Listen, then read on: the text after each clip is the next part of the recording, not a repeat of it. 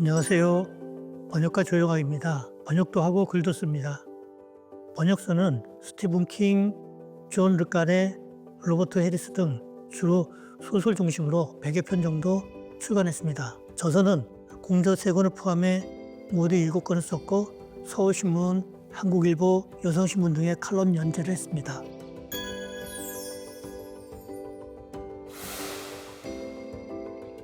과거에 펜과 펜은 남녀의 성역할을 구분하는 상징이었어요. 선비는 글을 쓰고 아내는 음식을 하고. 펜은 이제 남녀 구분이 없어졌지만 펜은 여전히 여성의 몫으로 남아있는 것 같습니다. 우리 사회에도 남성이 하는 일은 가치가 있고 여성이 하는 일은 하찮다는 무의식이 남아있거든요. 미디어에서 보여지는 요리하는 사람은 대부분 남성이자 셰프입니다. 셰프는 직업 명예가 있고 주방에서 가장 권력 있는 위치입니다. 반면 여성 셰프는 거의 잘 보이지 않아요. 이에 비해 노동 환경 조건이 열악한 급식실 조리사는 대부분 여성이에요. 그리고 가사 노동에 투여되는 가정에서 요리는 여전히 엄마, 아내 몫으로 남아 있습니다. 책의 부제 펜 대신 펜을 들다는 단순히 부엌 살림을 도맡았다는 의미를 넘어 이제 부엌 살림의 성역할 부분마저 없애자는 뜻을 담고 있습니다. 펜 대신 펜을 들게 된 계기는 꽤 오래전으로 거슬러 올라갑니다. 20년 전쯤에 아내가 발을 다쳤어요. 그때가 8월 한여름이었는데 제가 부축하며 병원에 오거니까 둘 다 고생이 많았습니다. 그런데 아내가 그러는 거예요. 내가 다치는 바람에 애먼 남편이 고생한다고. 그때 마음이 복잡했습니다. 결혼 후 고생만 시켰고 지금도 운전도 못한 남편 때문에 고생하면서 나한테 미안하다는 거예요. 미안해야 하는 건 안 돼. 그래서 며칠간 고민하다가 불쑥 결심을 한 겁니다. 변변치 못한 번역쟁이가 대단한 인물이 될 것도 아닌데 앞으로 남은 삶은 오로지 이 여자 행복만을 위해 살자. 그렇게 부엌 살림을 반강제로 빼앗고 지금까지 그 결심을 지켜오고 있습니다.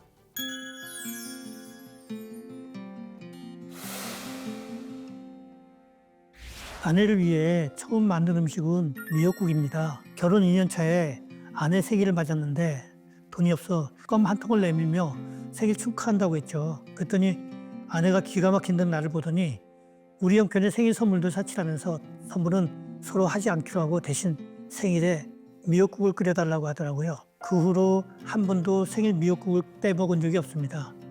때문에 미역국은 어느 음식보다 아내가 좋아하는 맛에 충실해요. 우리 집 미역국은 늘 황태 미역국입니다. 황태와 미역을 참기름에 볶지 않고 대신 멸치 육수를 내서 끓여요. 소고기도 굴도 넣고 해봤지만 아내가 좋아하는 맛은 담백하고 깊은 맛의 미역국이에요. 오직 아내를 위한 레시피죠. 가족들이 좋아하는 음식은 감자탕입니다. 우리 집 시그니처 음식이에요. 처음엔 저렴하게 몸보신을 해보자는 마음으로 시작했는데 다들 잘 먹더군요. 아마 100% 했을 겁니다. 김장 때면 텃밭에서 푸성기를 걷어 말려두니까 재료 걱정도 크게 안 해도 되고요. 우거지 시래기 반찬이 그렇습니다. 시장이나 마트에서 사는 것과 달리 우리 집은 텃밭에 씨를 뿌리고 모종을 심는 데서 시작하거든요. 겨우내 말려둔 재료를 필요할 때마다 불려서 사용하는데 시간과 노력이 많이 필요해요. 그러고 나서도 질긴 껍질까지 벗겨내야 식재료로 사용할 수 있으니까 정말 손과 노력과 인내가 많이 들어가는 음식입니다. 그래서 그 맛과 영양을 포기 못해요. 시래기밥을 짓고 노지 달래를 캐요. 달래장과 함께 넣으면 그만한 음식이 없습니다. 이 책을 쓴 이유가 나 이렇게 잘 먹고 잘 산다 이런 자랑하기 위해서는 아닙니다. 처음에는 아내를 행복하게 해주기 위해 살림을 떠맡았죠. 근데 이게 저를 타자하는 경험이잖아요. 그러니까 제가 전통적인 남편이 아니라 아내의 역할을 하는 거죠. 그러고 몇 년을 해보니까 전에는 생각도 못했던 것들이 보이는 겁니다. 타인의 입장도 이해가 가고 그 속에서 제 모습도 다시 생각하게 되고요. 생각의 깊이가 더 깊어지고 넓어지게 된 거죠. 양성평등에 대해 고민하게 된 것도 그 시점이에요. 또 하나 변화가 있다면 그렇게 이해의 폭이 넓어지니까 가족 내에서의 갈등도 조금씩 사라졌어요. 예전 같으면 왜 저러나 하면서 다퉜을 일도 이제 이해가 됩니다. 가부장의 특권을 내려놓으면 가족도 모두가 친구가 될 수 있습니다. 아내의 행복을 위해 시작한 일인데 지금은 제가 더 행복해진 거죠. 아내의 목소리를 높여 다툰 것도 한 15년 전이 마지막일 겁니다. 그리고 부모가 가까우니까 아이들도 편안하게 부침없이 크고요. 한국 사회는 유리 천장도 여전하고 성별 임금 격차는 OECD 최고 수준입니다. 그런 상황에서 누군가 살림을 전담해야 한다면요. 아마도 여러 요인 때문에 여성이 희생하게 되는 경우가 많죠.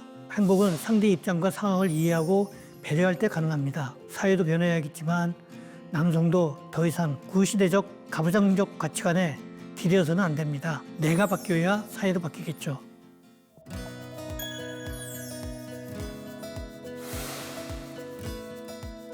몇 해 전 양성평등 관련 토크쇼 비슷한 행사를 했습니다. 사회자가 묻고 내가 대답하는 형식이었는데 행사가 끝나고 질의 시간에 어떤 여성분께서 집에서 밥이나 한다고 남편과 아이들이 무시해요 라고 말했습니다. 순간 화도 나고 부끄럽기도 하더라고요.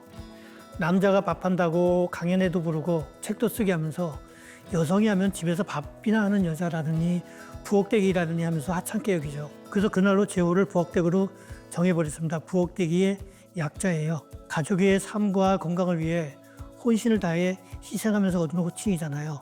누구도 함부로 대할 수 없는 이름. 책에 나오는 부엌대기라는 호칭은 그렇게 제 별명이자 호로 굳어졌어요. 늙은 남자가 집에서 밥상을 책임진다고 하면 요리에 취미가 있나 봐요, 재능이 있나 봐요 하는데 그럼 이렇게 대답합니다. 그럼 여자들은 처음부터 솜씨가 좋아서 취미가 있어서 부엌으로 내몰렸습니까? 취미가 없다느니 솜씨가 없다느니 하는 말은 하기 싫다는 표현일 뿐이에요. 세상엔 요리책도 많고 요리 영상도 많습니다. 찔끔 해보고 나서 난 요리에 재능이 없어 그러지 마시고요. 한두 번 해본 건 해본 게 아니에요. 요리는 잘해서 하는 게 아니라 하면서 배우는 겁니다. 글쎄요, 요리와 글쓰기는 확실히 공통점이 많은 것 같아요. 일단 둘 다 재료가 좋아야 합니다. 제가 텃밭을 하는 이유이기도 하고요.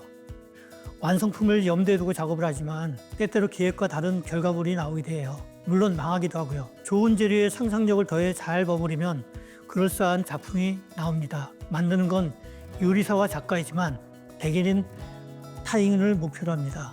요리사는 손님, 작가는 독자층. 무엇보다 요리사도 작가도 유명한 일부만 화려하고 나머지는 드러나지도 않고 사회에서 인정도 안 해줍니다. 제가 그래요. 집에서 밥이나 하는 부엌대기에 무명 작가니까요. 그래도 남이 있고 먹는 걸 보면 행복합니다. 제일 중요한 건 둘 다 할수록 는다는 겁니다. 남들은 요리에 취미가 있느니 솜씨에 있느니 하지만 요리도 글짓기도 잘해서 하는 게 아니라 하면서 느는 거예요. 요즘은 은퇴 분위기라 번역도 소일거리고 글은 가끔 청탁 온 것 같습니다. 여력 있다면 책을 한 권 더 쓰고 싶어요. 오래전에 여백을 번역하라는 번역 이론서를 썼는데 기호뿐 아니라 기호를 둘러싼 여백을 함께 읽어야 글의 의미를 제대로 이해한다는 내용이었거든요. 사람도 다르지 않다고 생각해요.